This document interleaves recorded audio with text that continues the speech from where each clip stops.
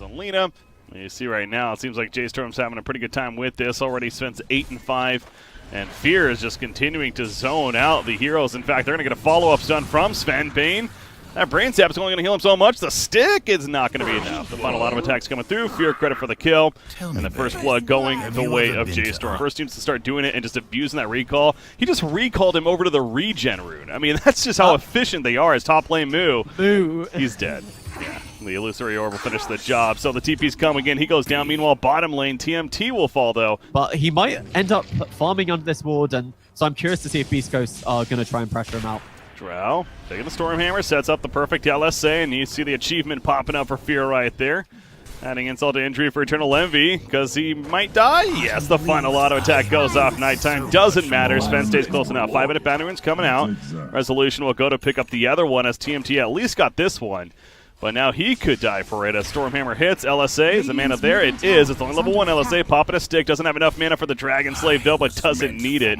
The auto attacks are more than enough from Fear. This Lina hits pretty damn hard, and you're seeing it pay off. Well, they're going to need to fight once again. Alchemist doing somewhat of a stack in the jungle. I don't even know if it was, but just jungling. Lina nearby. Sleep is put up. There's the follow-up with Grimstroke. Using that Ink Swell. It hits. Lina. All she goes to do is Dragon Slay, but Brax comes over. Not the end of the world there for Lina, but BEASTCOAST making plenty of movement themselves as they go through the jungle back to the mid lane. And Alchemist, he's going to be wrapped around on. Storko Fate connects. Oh, he gets level 6, but it doesn't matter. The Chemical Rage, not enough regen. TMT might die for this. Sven, TP's in. Popping the mango if he gets that Stormhammer off, that's for sure. Oh, fade to black at the last second.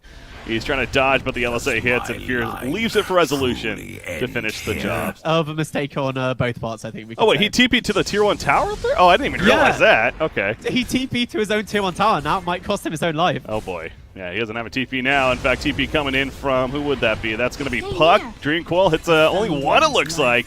And Drow just goes down and only hit Lina somehow. They haven't had the successful aggressive vision. They had the kind of idea where Drow was farming, but obviously they don't know exactly where she is. They don't head exactly towards her. But they do still get a pick off of TMT in the mid lane. Soon it's eventually going to break out, but yeah, it just feels like the pace is certainly favoring J-Storm, not only with the Alchemist, but all three of their cores. In fact, bottom lane, DK's caught. This could be trouble for BEASTCOAST. He's going to go for the TP play. That's not going to work. LSA hits, and there was no chance at that point. He's out for 45 seconds.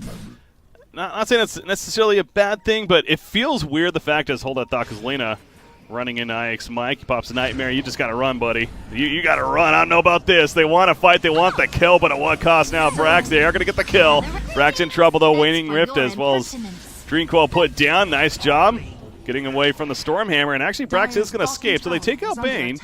Oh, they're going to continue going, those. J-Storm specifically. Darkseer, he put the wall down. No vacuum just yet. He also has a Crimson Guard, by the way, finished. Meanwhile, Brax causing a little chaos in the midst of it. Out comes the Soulbind.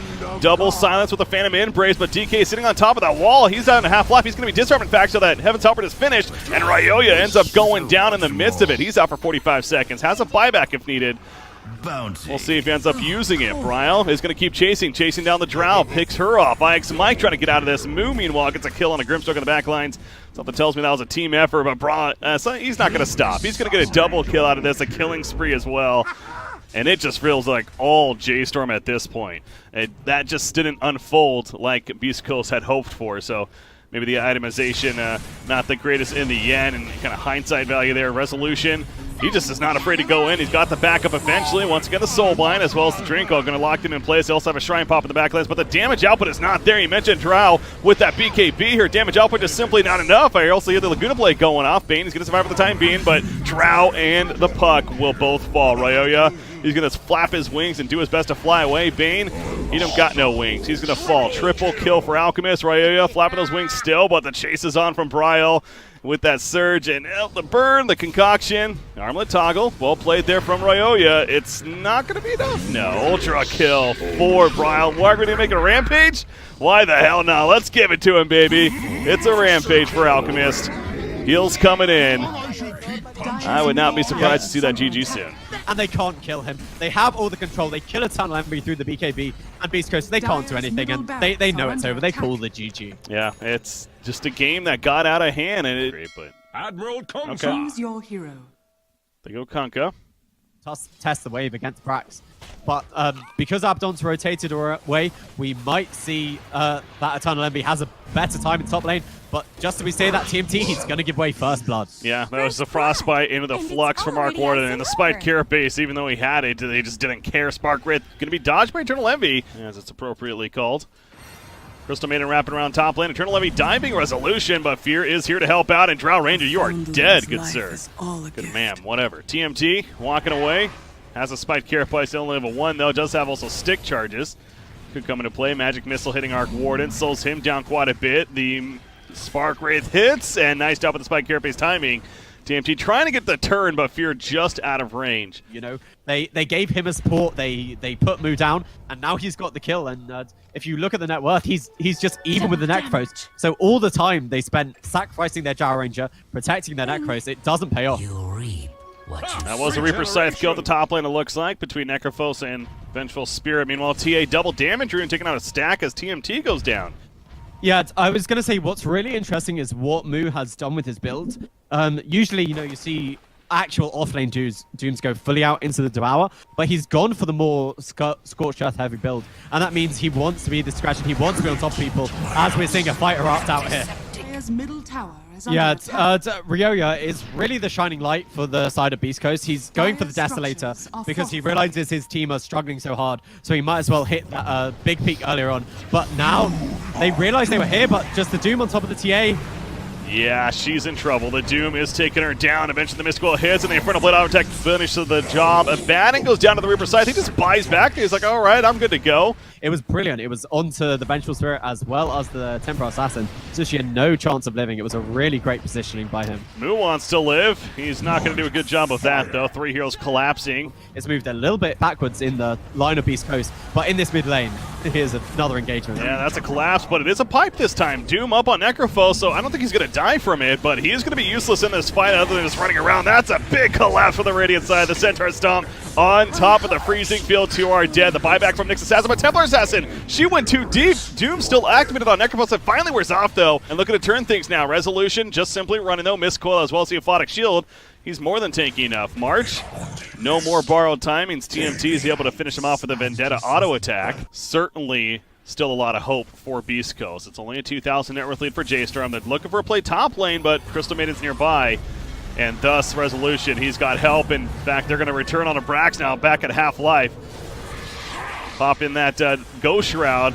The heals on top of it. Does have his ultimate as well, but Brow will be fine. Brax still just trying to run. Going to be pulled right back in with the XL. The freezing field coming down, and Brax will eventually fall. He also happened to get the kill on Ike's Mike, too. As Nyx Assassin, he is going to run right by a Sentry Ward right there, but currently Vendetta active. He's going to run right into them. The dust comes out. This is what I was fearing for his sake. Crystal Maiden, though, trying to at least go for the turn. Drow Ranger from the downhill, but there's that bubble. Oh, he went out of the bubble, and he gets hit, but the Mist Coil actually comes in. It just wasn't enough damage. He stays alive. Eternal Envy TP away. Get over here, let's say.